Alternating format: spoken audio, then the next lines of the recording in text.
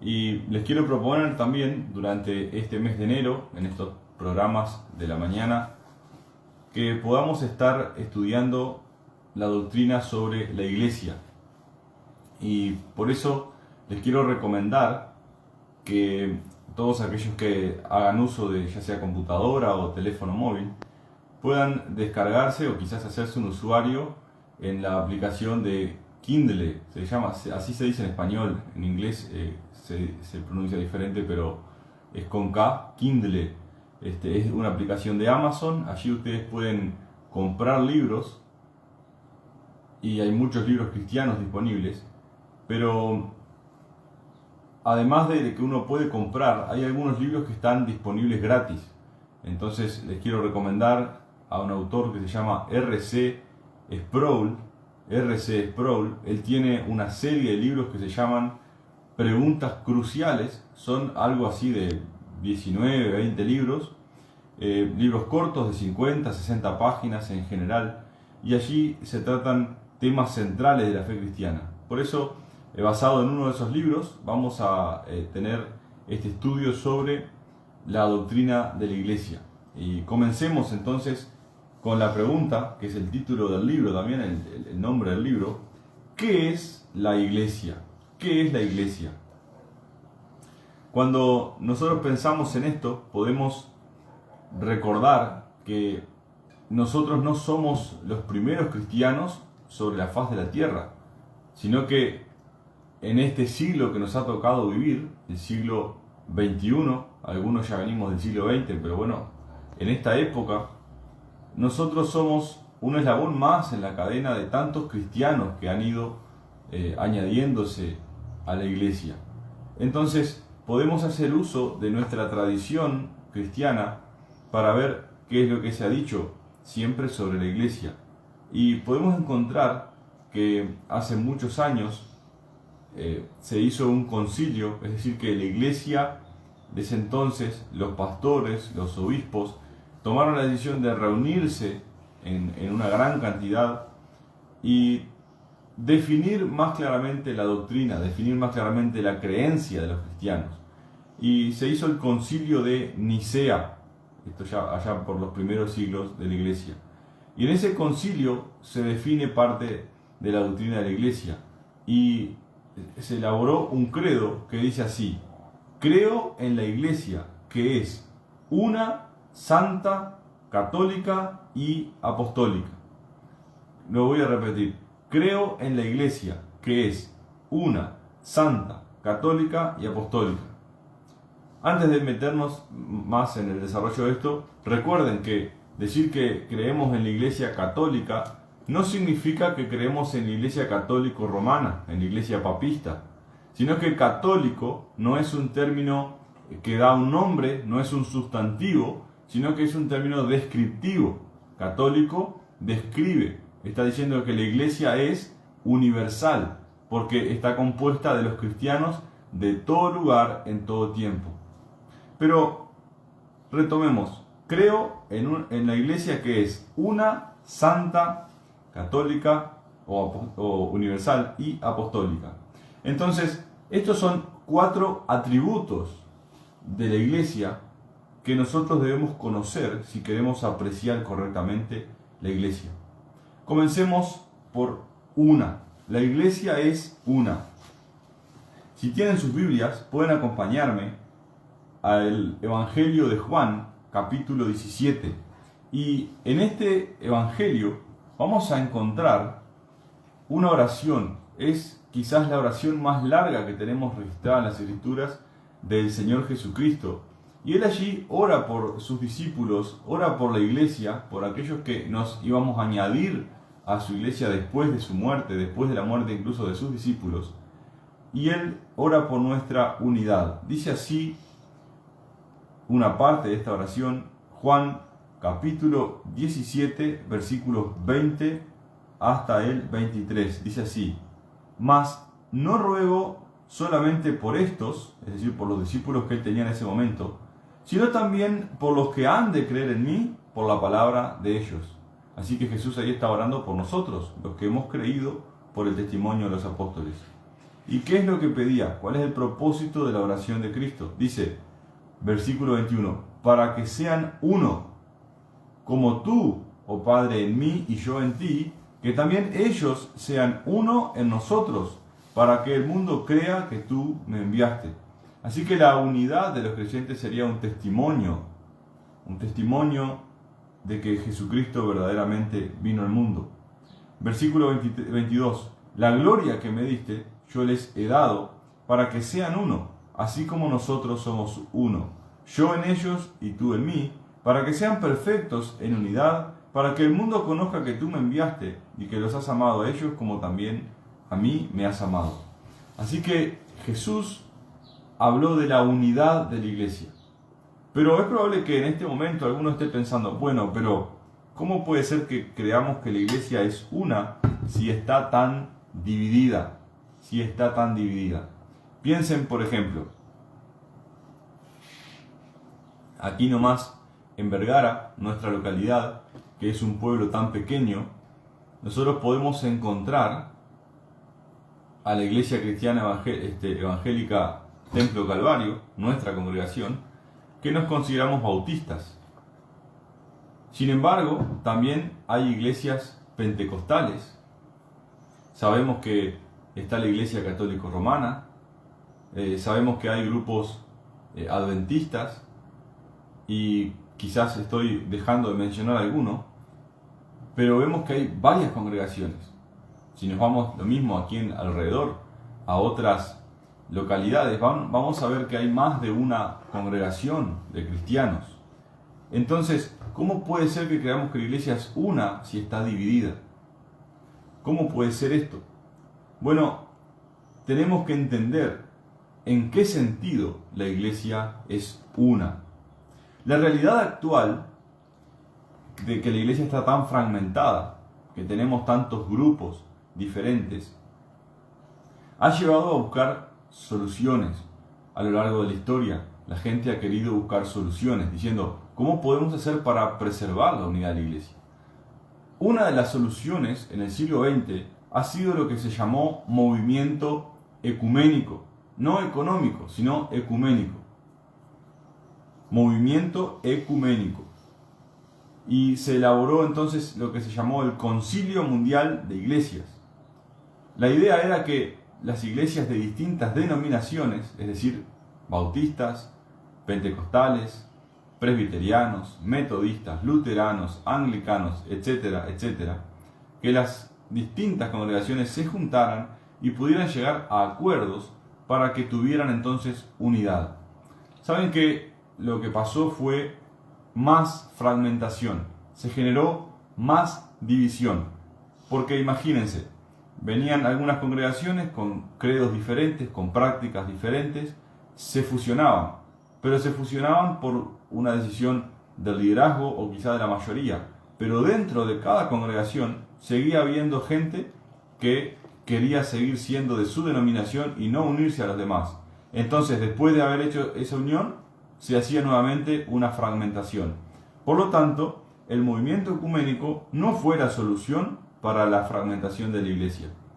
Otro intento ha sido el pluralismo. El pluralismo es una filosofía que permite una amplia diversidad de opiniones y creencias dentro de una misma organización. Entonces, de esta manera, las iglesias que abrazan el pluralismo permiten que todos sus miembros sean efectivamente parte de la iglesia, a pesar de que crean cosas muy diferentes. Entonces, de esa manera tenemos, por ejemplo, congregaciones en las que hay una parte de la congregación que cree que Jesucristo es el único mediador entre Dios y los hombres, y otros creen que María también es la mediadora, otros creen que Jesucristo no es Dios, que es solamente un hombre, un profeta, etcétera, etcétera. Hay diferentes creencias. Entonces, esto lleva a comprometer la pureza doctrinal de la iglesia, porque hacemos que la creencia de la iglesia sea algo tan ancho, algo tan amplio para abarcar a todos, que de esta manera comprometemos la pureza doctrinal de la congregación. Y evidentemente esto no da en la tecla tampoco, no logra la verdadera unidad, Porque tan pronto como esa unidad espiritual que hay entre los creyentes, de estar unidos en un mismo sentir, llega a ser cuestionada y por ejemplo se toca un tema doctrinal, enseguida surgen las divisiones. Entonces, ya hemos visto que el movimiento ecuménico y el pluralismo no logran la unidad de la iglesia. Entonces, ¿cómo podemos lograr la unidad?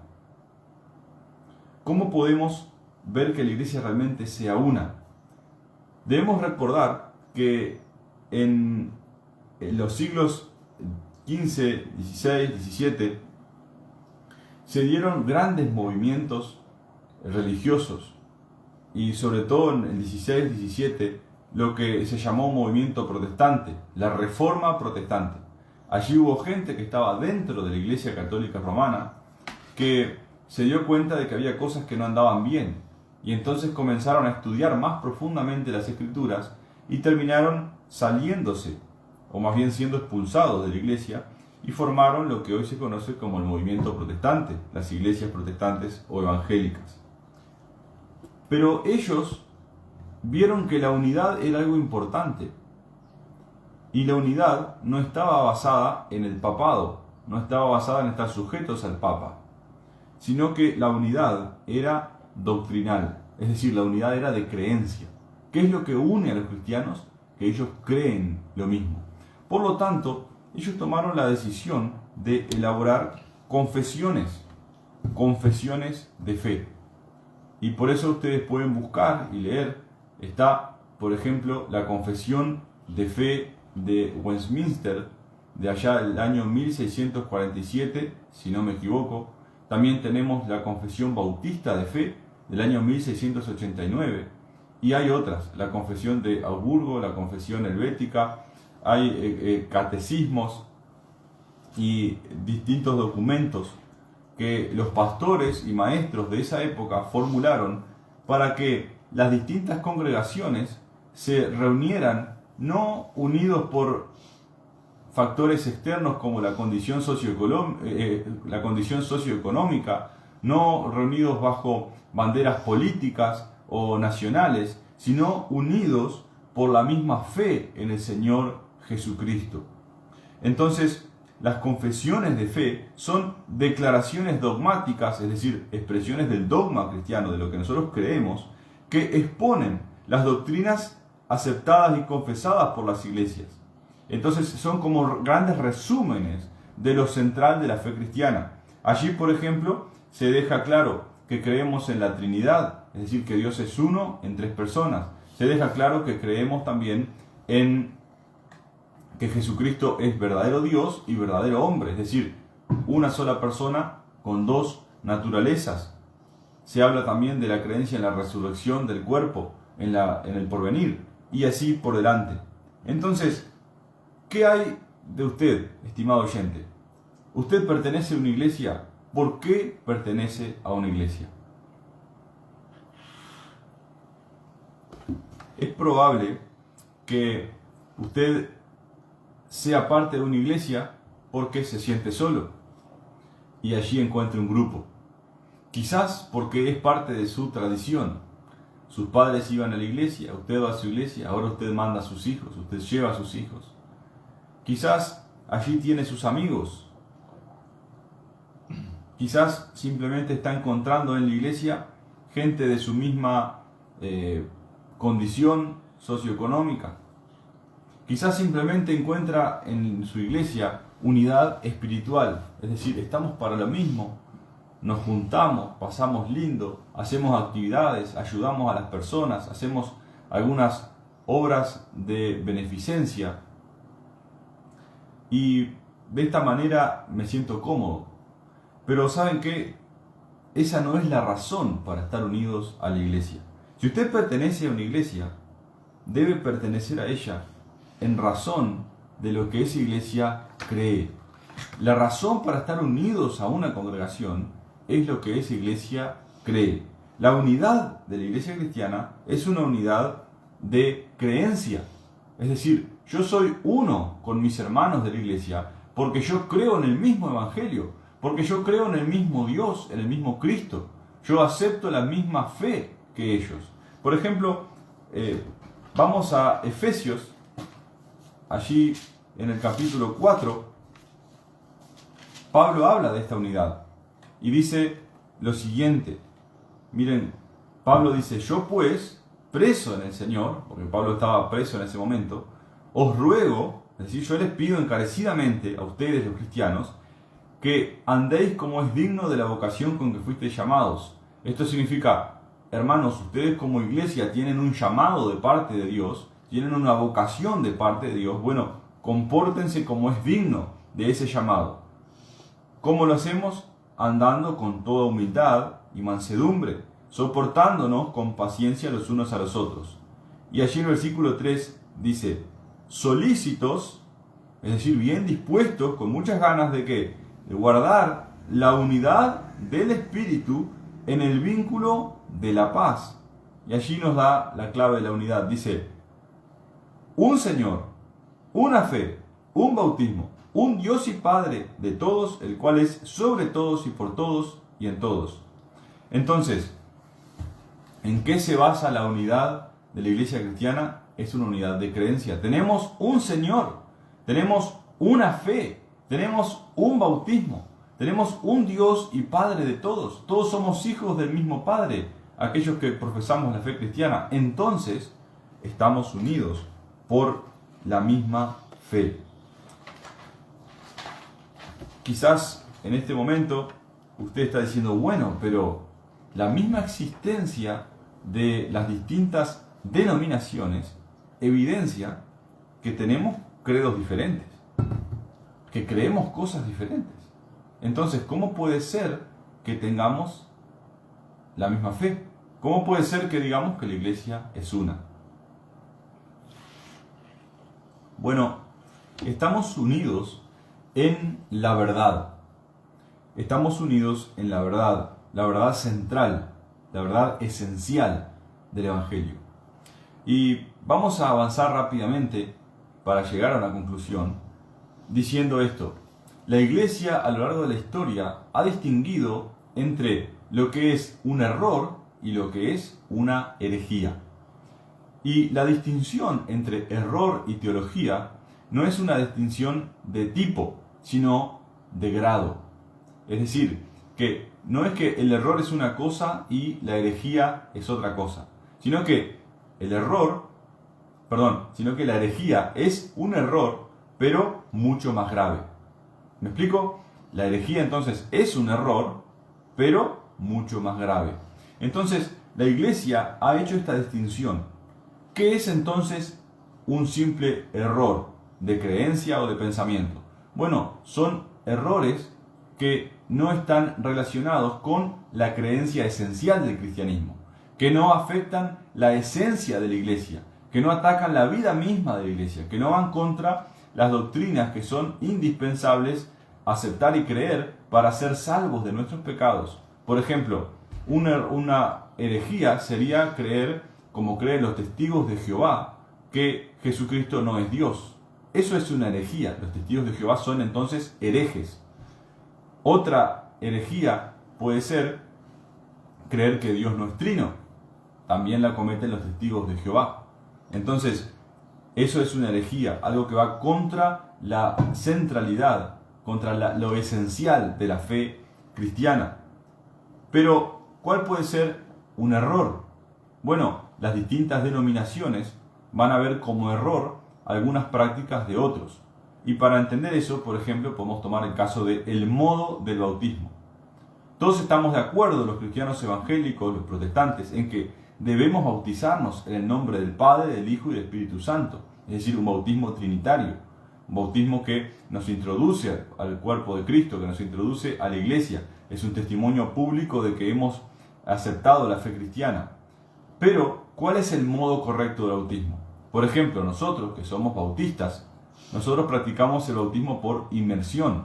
Pero hay otras tradiciones, como por ejemplo la tradición presbiteriana, la tradición metodista, los luteranos, los anglicanos, etc., que practican el bautismo también, además de algunas veces por inmersión, lo hacen por efusión o aspersión. Es decir, que tanto puede ser que se derrame un cuenco de agua sobre la cabeza de la persona, como que se le arroje agua, asperjando el agua sobre la persona.